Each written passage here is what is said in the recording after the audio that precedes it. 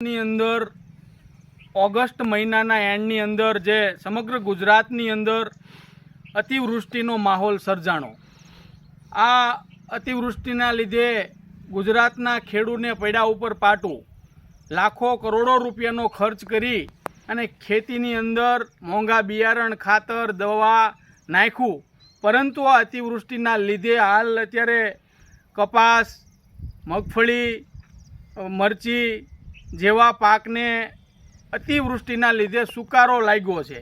તો ખેડૂત સેવા સંગઠન ગુજરાતના માધ્યમથી સરકારશ્રી યુદ્ધના ધોરણે દરેક તાલુકાની અંદર વહેલામાં વહેલા તકે ખેતીવાડી અધિકારી દ્વારા સર્વે કરાવી અને આ ખેડૂતોને જે પાક નુકસાની ગયો છે એનું સર્વે કરી અને એનું વળતર ચૂકવે એવી માંગ સાથે આજે ખેડૂત સેવા સંગઠન ગુજરાત સરકારશ્રીને જાણ કરે છે।